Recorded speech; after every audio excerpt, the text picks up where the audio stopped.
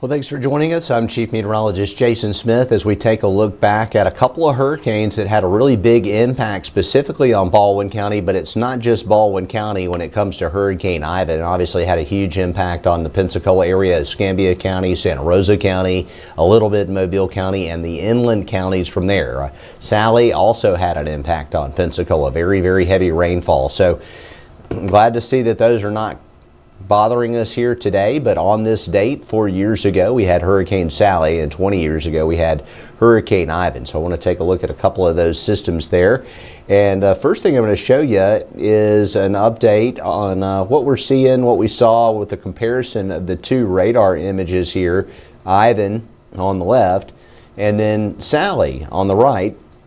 And this is the way things looked on radar, and you see how close the two storms were in landfall in pretty much the same location, kind of around Gulf Shores. Ivan was a little stronger, but Sally was moving slower, so they both had a tremendous impact on our area. And here's another look at it here as we take a look at the radar image here. It's a little bit different. It's purely radar, and you can see how Sally, we have it actually animated, came right into Gulf Shores, and it was just chugging along, just creeping along. Ivan moving a little quicker, but a bit stronger with the intensity and a lot more storm surge with Hurricane Ivan. So they both were significant events that hopefully we will not see again anytime soon. So that's of course quite the memory. I mean, I remember tracking both of these, both Sally and Ivan, and you know, those are long times, especially Sally, with it being so long, you know, that we were covering it and trying to keep viewers aware of what was happening from a rainfall perspective with damage. And Ivan was equally as long. I can remember how many times John Ed woke me up and said, "It's your turn." I think we were on 4-hour shifts with Ivan. With Sally, we did 12 on, 12 off, so it was a little bit different there, but glad to be able to serve the community and talk about these storms and their tremendous impact on our area, both before, during, and after the storm. There again is the look and the comparison. The image on your right is Sally, and that's the satellite image, and then Ivan, that's a radar image there. So looking at the before and after Hurricane Ivan, this is the way things looked December of 2001. So this would have been before Hurricane Ivan struck.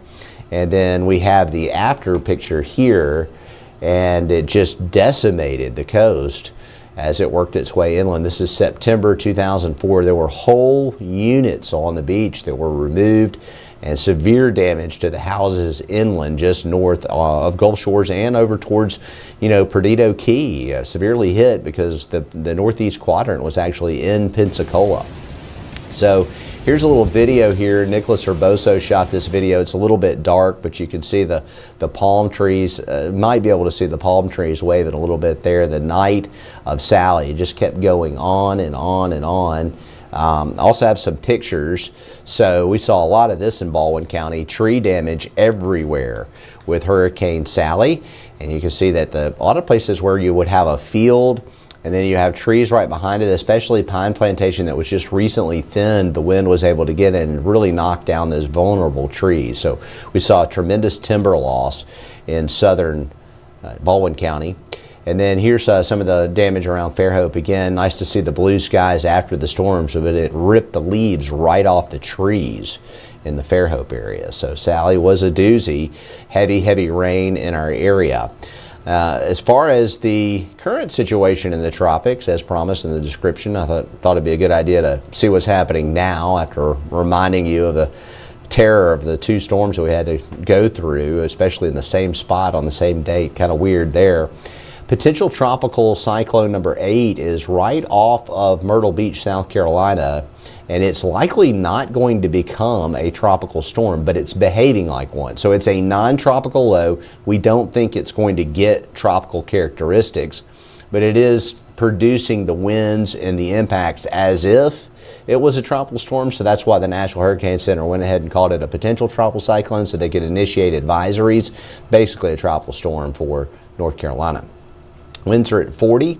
It's moving north-northwest at 5. It will be on land soon, probably soon enough that we don't see it become and an organized tropical system. The official track on this non-tropical low pressure area brings it inland along the South Carolina and North Carolina border. And we expect to see this thing ashore by tomorrow morning. And then as we get into this evening, actually, it should be on shore. And then by tomorrow, it should be getting into the upstate of South Carolina. So here's where we stand on our storm names for the year. And we've used up all the way through Francine. You should remember that one. It got us last week. It was a Cat 2 hurricane on the immediate Louisiana coast, but our impacts here were like a small tropical storm. Gordon is active right now, and don't think we see a Helene out there yet because the potential tropical cyclone is probably not going to develop, but the next system will be Helene, followed by Isaac and Joyce. So talking about Gordon, this thing is just in the middle of nowhere in the Atlantic Ocean. It's right out in the middle of the Atlantic between the northern Leeward Islands and Africa. It's moving west at 7 and it's about to turn northerly. There's a break in the ridge and it may even turn northeasterly. We think that since it somehow survived this hostile environment over the weekend, that it may actually become a tropical storm, but it's not coming towards the United States. When storms turn and they get this far north in latitude, they almost never turn towards the U.S.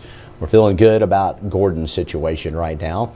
And the tropics in general are otherwise quiet for now, but this is a very busy time of the year and things can change very quickly, as we saw with Francine. 20th anniversary of Hurricane Ivan. And here on the 16th of September, the 4th anniversary of Sally. We'll have more coverage on Fox 10 News.